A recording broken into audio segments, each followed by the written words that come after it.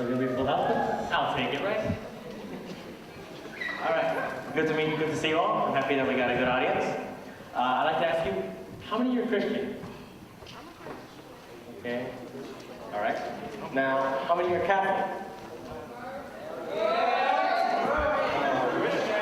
Any Jews? Any Jews? Jews? No? Okay, any other religions that you mentioned? Mormon?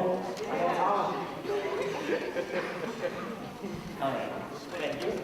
Now, when you think of religion, you think like prayers, sermons, packets downstairs, all that stuff.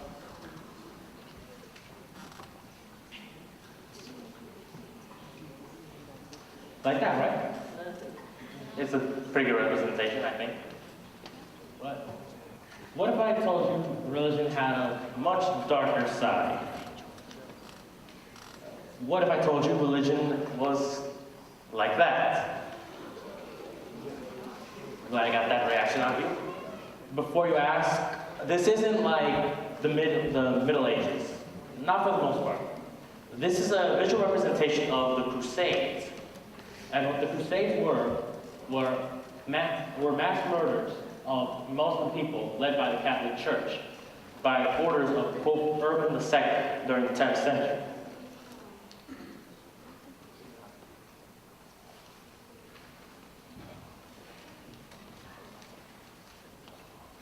This old guy. Not the best picture, but I had to go with what I could find. Now you're probably all saying, okay, that was the 10th century. What kind of mindset are you talking about now? Well, what if I told you that in 1990, an occultist rose to power in Germany? Many of you might know what I'm talking about. But his name, for those who don't know, was Adolf Hitler.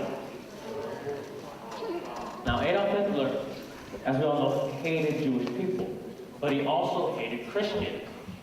In that he hated them so much that he used the excuse that they were dragging down the economy, ruining the lives of German people everywhere, to fuel his hate, to kill 6 million Jews and 9 million Christians.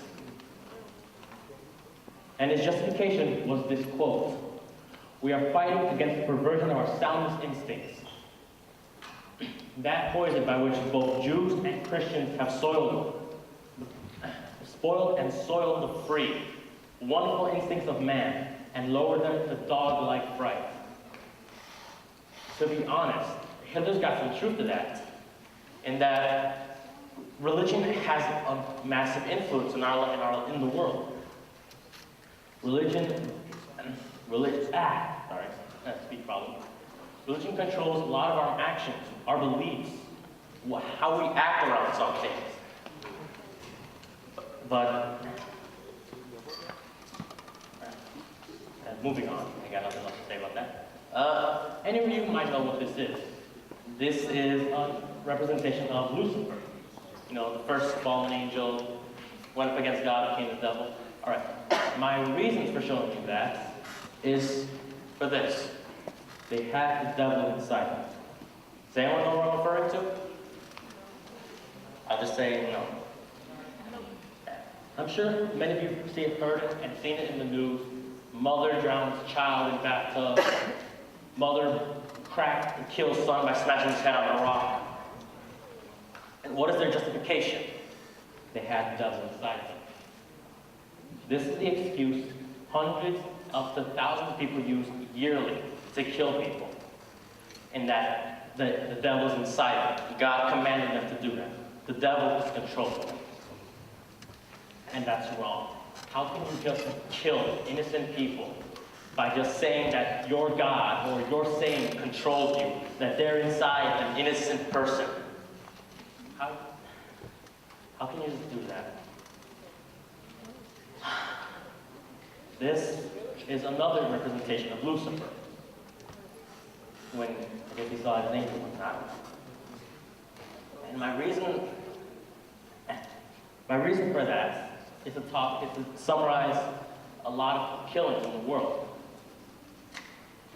The Crusades, murder of Muslims, the Holocaust, murders of Jewish people. 6 million. And 9 million Christians. No one seems to care about Christians. I don't know why. I think that's fair. Biblical violence. You know, the drowning of the world during Noah's time. The plagues in Egypt. Satanic rituals. I think that kind of spells itself out, don't you? Pentagram,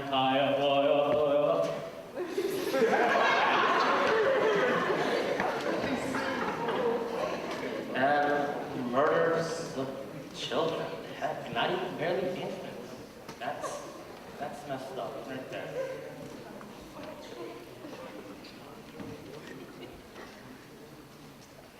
All this stuff comes up to my main topic. All this killing, all this violence, all this brutality can be stopped if there was little to no religion.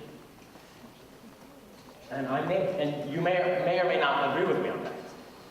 Because, come on, how many of you could willingly say, I don't believe in God, and there's like 50 Catholics around you? No one, right? Or, my God is the real God, yours is not. None of you would say that because you start a fight in this whole room. But all that would stop if there was no religion. And I wish I could say that. I wish I could say that, but it's not that simple, is it? Religious violence is something we can't fix. Religion is become integrated into our daily lives. In our houses, we always have, many of us probably have a little cross of Jesus Christ on top of our beds, in our living rooms, in our kitchens. If you don't believe in Jesus Christ, please forgive me. How many of you could really give up your religion? How many could just willingly say, I'm not religious, I'm not Catholic, I'm not Christian, I'm not a Muslim, I'm not into Hinduism, I don't believe in Buddha? How many of you could say that? The answer is none. Of course, some of you say, will try to contradict me and say, I could give my religion. No, you couldn't. After years of trying, maybe. But you couldn't just give it up cold turkey like that, could you? No. But there is a solution to some of the violence, and that's what this little image represents. Peace. You gotta be tolerant. You gotta accept that people don't really believe in your God, even though they're all the same. I'm not gonna get into that. People have different beliefs than you. Hindus probably believe in Buddha rather than their God, which I don't understand either. You don't believe in Jesus Christ. Maybe I do. Maybe you don't. You don't believe in the saints. You don't believe in the Virgin Mary. It doesn't matter. Just be tolerant of that. Don't start arguing. Otherwise, you'll end up with another Holocaust, another crusade, the children's crusade. Something I didn't mention was when little children were led by the Pope straight into enemy territory, straight into Jerusalem when it was controlled by Muslims. Nearly a million went through. You know how many came back? 25. And only 5 of them lived through all that. All of this, religion. All I've got to say is that, again, you just can't do this stuff. You gotta be tolerant, okay? Don't start arguing because of your religion. Don't start fighting because of your beliefs. My name is Sal Unzueta, and I thank you all for coming to TEDx.